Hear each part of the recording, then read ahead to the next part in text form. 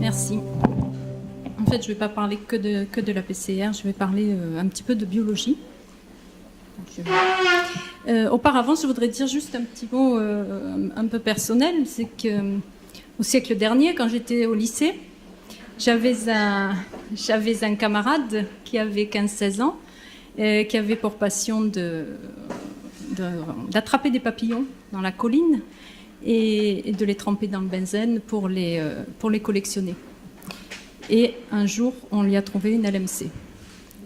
Et donc, c'était donc dans les années 70, il est décédé très rapidement. Il n'a pas pu bénéficier de traitement. Il est parti très très vite. Et bien sûr, à notre âge, ça nous avait beaucoup secoué. Et souvent, je pense à lui en me disant que maintenant, s'il avait la même chose, eh bien, il prendrait un comprimé par jour et il serait sauvé. Il serait peut-être là aujourd'hui. Et donc, aujourd'hui, on en est à discuter, comme on l'a vu ce matin, il faut bien prendre son traitement, attention, il ne faut pas l'arrêter, il ne faut pas l'oublier, on ne le saute pas une fois par mois, etc. Mais à l'époque, c'était effectivement une maladie qui tuait, et peut-être relativement vite. Donc il y a eu énormément de progrès sur le plan thérapeutique. Et nous, les biologistes, eh bien, il a fallu suivre, parce qu'au début, les patients étaient traités, certes, mais il leur restait toujours un petit peu de cellules malades, donc la biologie avait sa place, mais pas trop. Et maintenant, les patients sont traités avec des traitements tout à fait ciblés, qui vont détruire énormément de cellules malades, on ne peut pas dire toutes, mais beaucoup. Et donc, il a fallu que les biologistes s'accrochent pour mettre au point des techniques qui soient suffisamment sensibles pour arriver à des niveaux permettant de détecter ou pas les cellules restantes et la maladie résiduelle chez les patients atteints de LMC.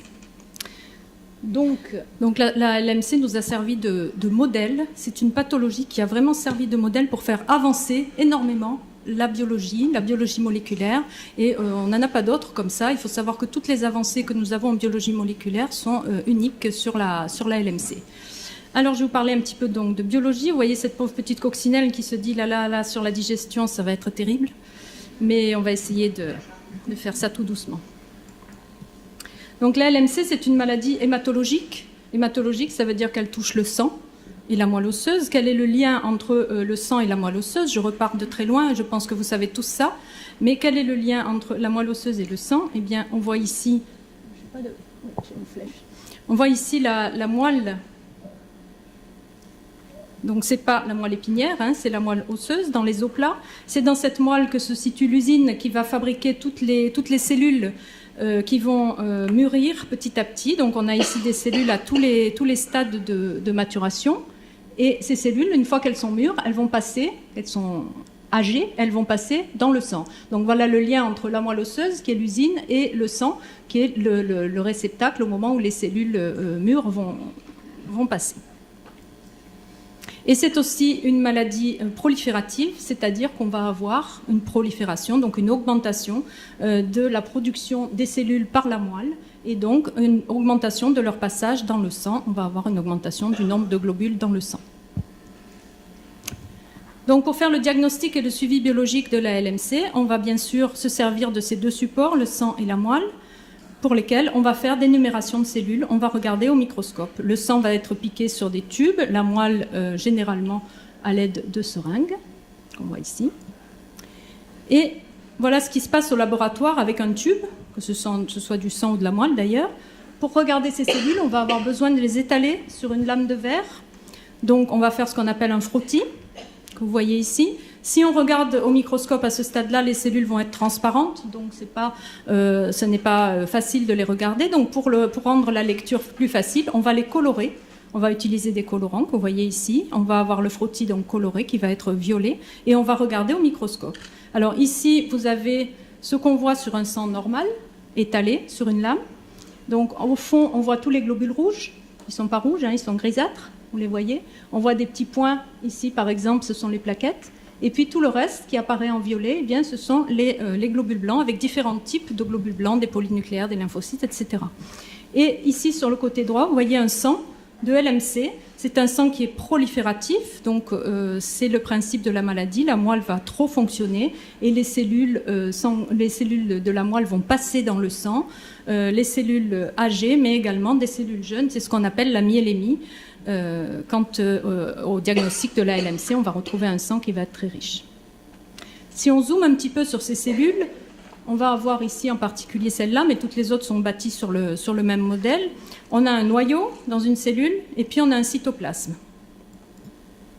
Alors je me suis amusée à faire des petits dessins pour représenter cette cellule et pour voir un petit peu comment on va intervenir, nous, en biologie.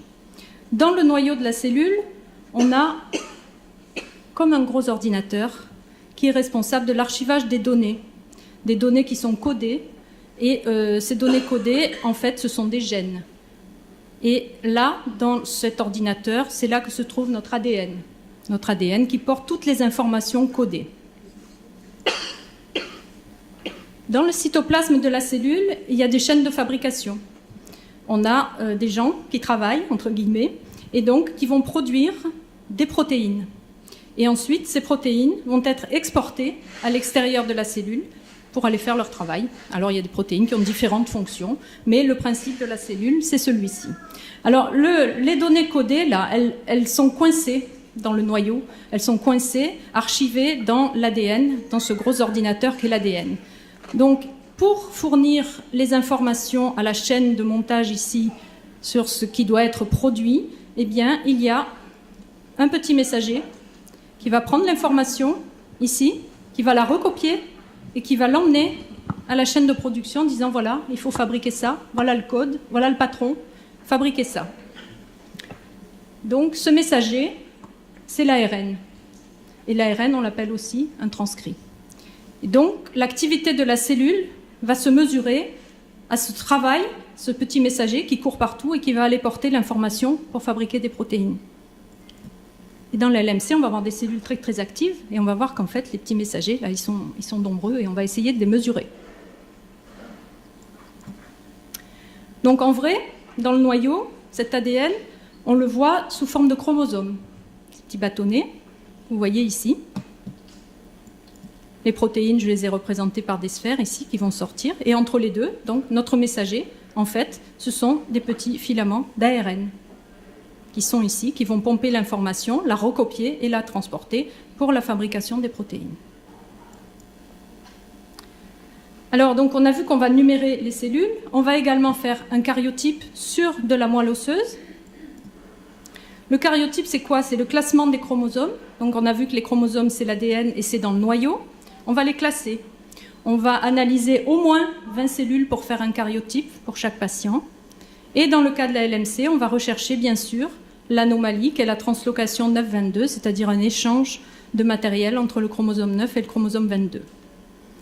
On va compter les cellules qui présentent cette translocation sur les 20 et on va en faire un pourcentage. Par exemple, si je trouve une cellule porteuse de la translocation sur 20, je vais rendre que j'ai 5% de cellules anormales et 95% de cellules normales. Et enfin, on va pouvoir, grâce au karyotype, rechercher d'autres anomalies que le chromosome Philadelphie, soit surajouté, soit dans des cellules normales. Donc, avant le classement, qu'est-ce qu'on voit? Quand on va faire notre karyotype, on voit ces chromosomes qui sont un peu en vrac. Et nous, notre travail au laboratoire, ça va être de les classer. Et voilà ce que c'est qu'un karyotype. Donc, c'est les chromosomes qui sont classés. Vous avez ici un exemple de translocation 9-22. Avec ici un chromosome 9. Donc, ils sont classés par paire, les chromosomes. Ici, il s'agit d'un monsieur, puisqu'on est X, Y. On a 22 paires de chromosomes, plus les chromosomes sexuels. Et ici, on a un chromosome 9 normal. Ici, un chromosome 22 normal. Et ce 22, il s'est cassé, là, ici, en haut. Et il a donné un morceau, ce gros morceau noir, qui est venu se mettre en bas du chromosome 9, qui lui a donné un tout petit bout. Donc, au final, on a un 9 qui est rallongé, et un chromosome 22 qui est raccourci. Et c'est ce petit chromosome 22 qui avait été détecté en premier en 1960 dans la ville de Philadelphie, et c'est pour ça qu'on l'a appelé chromosome de Philadelphie. Et on s'est aperçu, en fait, une dizaine d'années plus tard, qu'il n'était pas tout seul dans l'histoire, que ce n'était pas un chromosome isolé, mais que c'était une translocation, donc un échange de matériel entre un chromosome 9 et un chromosome 22. On ne l'avait pas détecté en 1960 parce qu'on avait des colorations, c'est ce système de bandes que vous voyez ici, qui était beaucoup moins perfectionné qu'aujourd'hui. Donc à l'époque, on avait vu, et on continue de parler aujourd'hui, de chromosome de Philadelphie, mais c'est un abus de langage, c'est une translocation qui conduit à ce petit chromosome de Philadelphie. Là, on la voit d'un petit peu plus près. Et donc, sur ce chromosome 9, à l'état normal, se trouve un gène qui s'appelle ABL, ABL1, qui a été nommé par M. Abelson, donc vous entendrez parler d'Abelson ou d'ABL, et sur le chromosome 22 se trouve ici un gène qui s'appelle BCR. Alors ces deux gènes existent à l'état normal, et lorsqu'on a la translocation, avec l'échange de matériel, on va avoir formation d'une fusion entre ces deux gènes, cette fusion n'existe pas, elle, à l'état normal. Cette fusion BCR-ABL, c'est elle qui va induire la leucémie. Donc si on reprend mon petit modèle de tout à l'heure avec la cellule, dans une cellule normale, eh bien, on a des chromosomes dans le noyau, on a des chromosomes 9, on va dire qu'ils sont représentés en rouge, et des chromosomes 22, mais en fait ils y sont tous, hein. Il y a les 46, on va individualiser ceux-ci, des 9 et des 22 qui sont normaux.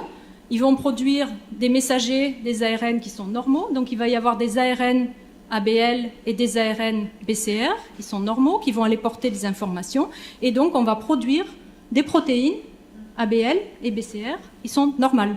Ça, c'est la cellule chez tout individu. Dans une LMC, on a une translocation qu'on voit ici avec un échange de matériel entre un 9 et un 22. Cette translocation va induire des messagers qui ne seront pas normaux, des messagers qui, au lieu d'être soit BCR, soit ABL, vont être BCR-ABL. Donc des messagers de fusion, donc des transcrits de fusion, et aussi des protéines de fusion.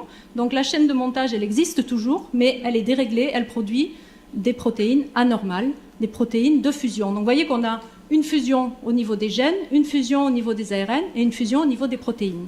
Et tout ça va induire la LMC. Alors nous, on va essayer de détecter tout ça. Pour détecter la fusion BCR-ABL, on l'a vu, c'est avec le karyotype. On voit très bien cette translocation sur le karyotype. Et pour détecter le transcrit de fusion, on va faire une technique un petit peu plus sophistiquée qui s'appelle la PCR.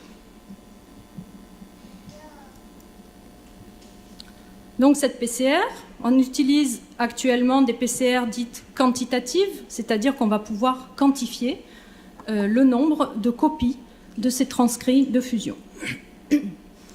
On va utiliser des appareils, comme celui-ci par exemple, mais il y en a de diverses sortes. Et avant de vous parler de la PCR proprement dite, je voudrais vous dire 2 mots sur l'organisation de la biologie moléculaire pour la LMC en France. Je vous l'ai dit, la LMC c'est un modèle. C'est un modèle parce que tout est allé très vite et que les traitements sont allés très vite et nous ont forcé, nous biologistes, à aller vite aussi, à suivre et à adapter les techniques. Et donc actuellement, en France, on a des plateformes hospitalières de génétique moléculaire des cancers, donc on est regroupés, on travaille tous ensemble, et en particulier, on a un groupe de biologistes moléculaires des hémopathies malignes, qui est le GBMHM, qui nous fournit des contrôles de qualité, une formation continue, etc. Donc les biologistes ne travaillent pas chacun dans son coin. Nous nous connaissons tous et nous travaillons tous ensemble. Nous émettons tous des règles communes, aussi bien au niveau français qu'au niveau européen. Donc ça, c'est pour la France.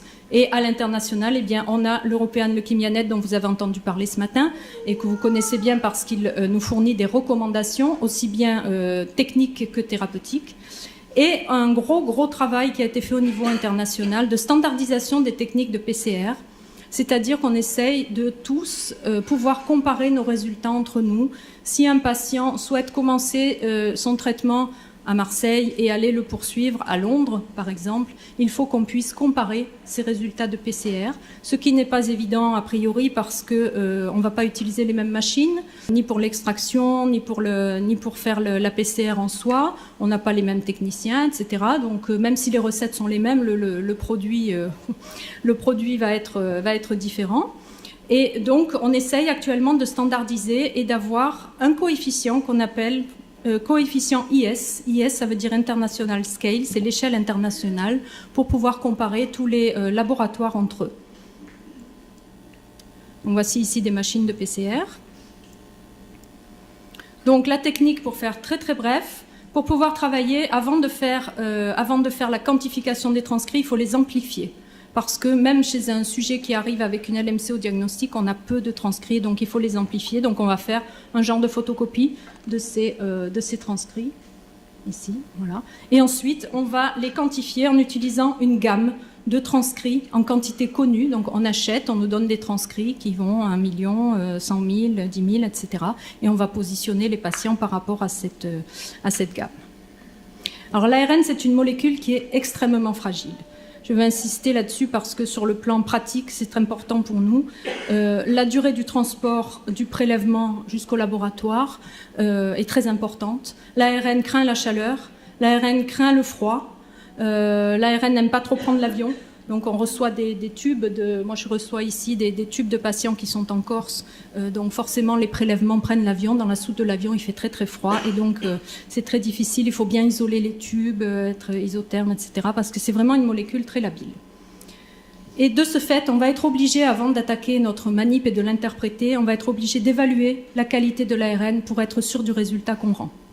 Donc pour évaluer cette qualité de l'ARN, on a décidé, c'est consensuel, à chaque fois qu'on fait une PCR pour un patient, parallèlement, à côté du transcrit BCR-ABL, on va rechercher un transcrit de contrôle qui n'est pas du tout lié à la pathologie, qui existe chez tous les individus, malades, pas malades, dans toutes les cellules, et qui doit être présent en grand nombre de copies pour être le témoin de la bonne qualité de l'ARN.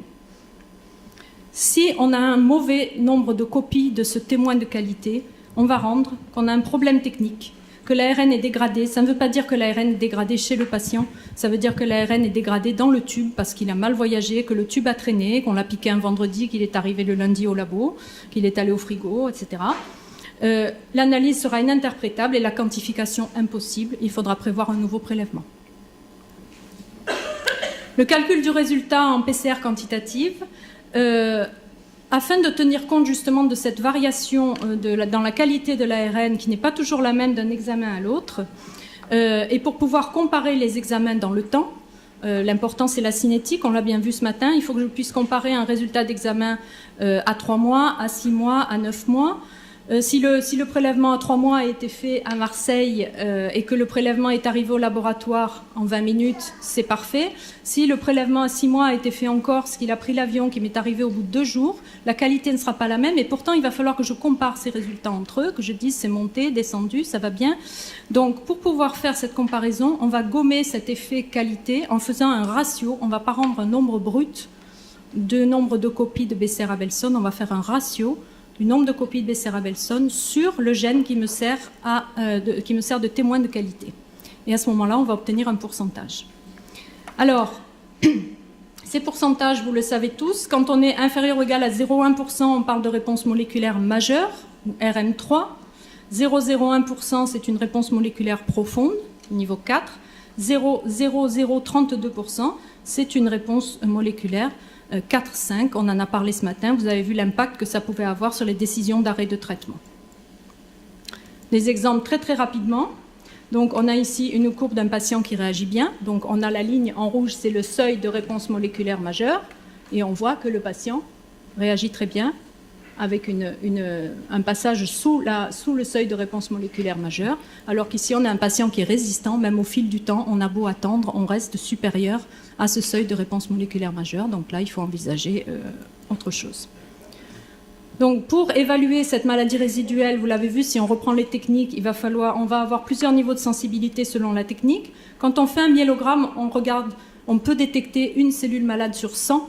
Quand on fait un karyotype, on va regarder 20 cellules. Et quand on fait une PCR quantitative, on va détecter l'équivalent d'une cellule sur 100 000. Quel est le timing pour faire les différents examens biologiques? Ça, ce sont les recommandations, vous le connaissez. Donc pour la numération formule sanguine, il est recommandé de faire à 3 mois, 6 mois, 9 mois et 12 mois. Le karyotype sur moelle à 3 mois, 6 mois et 12 mois, on saute les 9 mois. Et la PCR sur 100, elle est faite tous les 3 mois jusqu'à l'obtention de la réponse moléculaire majeure, donc le 0,1%. Le LN a défini des réponses au traitement, 3 types, hématologique, cytogénétique et moléculaire. Donc la réponse hématologique en fonction du nombre de globules blancs et des plaquettes. La réponse cytogénétique en fonction du pourcentage, donc on a vu qu'on évaluait le nombre de mitoses qui présentent la translocation 922 par rapport au nombre de mitoses normales. Et bien en fonction de ce pourcentage, on va définir une réponse moléculaire complète, majeure, mineure, minime ou une absence de réponse quand on a plus de 95% de cellules avec la translocation. Et la réponse moléculaire, donc complète si on n'arrive pas à détecter le transcrit, on ne parle pas de guérison du tout, on parle d'absence de détection, hein, avec le seuil actuel des techniques, réponse majeure et réponse profonde, on les a vues. Le but, c'est d'obtenir une réponse optimale, la meilleure réponse possible en fonction du temps a été définie par l'European Leukemia Net. Donc à 3 mois de traitement, on attend d'avoir une réponse majeure au karyotype, c'est-à-dire moins de 35% de cellules avec la translocation, et en PCR, moins de 10% de copies. À 6 mois, on attend une réponse complète, c'est-à-dire on ne détecte plus au karyotype aucune cellule qui porte la translocation, et en PCR, moins de 1% de transcrits. Et à 12 mois, pour que tout aille bien, il faut que la PCR soit passée en dessous de la réponse moléculaire majeure, donc le 0,1%. Si on n'a pas obtenu une réponse optimale, eh bien d'autres solutions existent, bien sûr. On va déjà rechercher une résistance au traitement, on en a parlé ce matin, éventuellement doser le médicament dans le sang, adapter les doses ou modifier le traitement. Alors je voulais juste presque finir, oui je suis très en retard, avec un exemple de compte-rendu pour vous montrer tout ce qu'on peut trouver sur un compte-rendu. Alors ça n'a aucune, sans aucune prétention, c'est juste quelques données qu'on peut mettre sur un compte-rendu. Donc ici en haut, il est important pour nous de connaître quel est le traitement qu'a le patient et depuis combien de temps. On précise la technique. Il faut savoir que les laboratoires sont soumis actuellement à des accréditations et tout un tas de choses législatives qui nous imposent certains critères à mettre sur les comptes rendus, donc la technique utilisée. Ensuite, on l'a vu, la qualité de l'ARN en fonction du nombre de copies sur mon gène de contrôle que je vais obtenir. Donc si mon ARN est bon, c'est bien. Si l'ARN n'est pas bon, je m'interdirai de rendre un résultat négatif. Pour rendre un vrai résultat négatif, il faut que je travaille sur un ARN de bonne qualité. Ensuite, la quantification. Et la quantification, si possible, sur l'échelle internationale, c'est-à-dire si le laboratoire appartient au réseau européen, il doit avoir un facteur de conversion sur l'échelle internationale. Et donc, on va avoir un chiffre avec ce IS, c'est International Scale. Enfin, l'interprétation. Donc, en fonction du stade de la maladie, il est bien évident que la réponse doit être évaluée en fonction du stade de la maladie. À 3 mois, on n'attend pas la même chose qu'à 12 mois. Hein. Et pour finir, quelque chose qui est important, c'est la tarification. Un examen de PCR coûte à peu près 400 € est tarifé à peu près 400 €. Il faut savoir que l'INCa prend en charge totalement. Les patients n'ont pas à débourser 1 centime pour ces examens. L'INCa les prend en charge totalement. Je termine. Vous avez vu que les recommandations européennes ont évolué. On en a parlé en 2006, en 2009, plus récemment en 2013.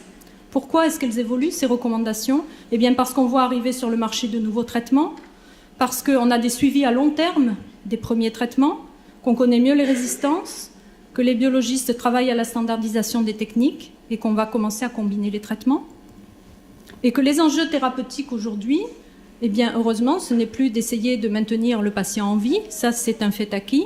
Maintenant, les enjeux thérapeutiques, c'est on veut des réponses complètes, le plus complètes possible, on veut prévoir la réponse au plus tôt et contrecarrer les résistances s'il y en a. On veut une survie normale, on en a largement parlé ce matin. On veut pouvoir procréer, même quand on a une LMC, et on veut pouvoir arrêter le traitement. Je vous remercie.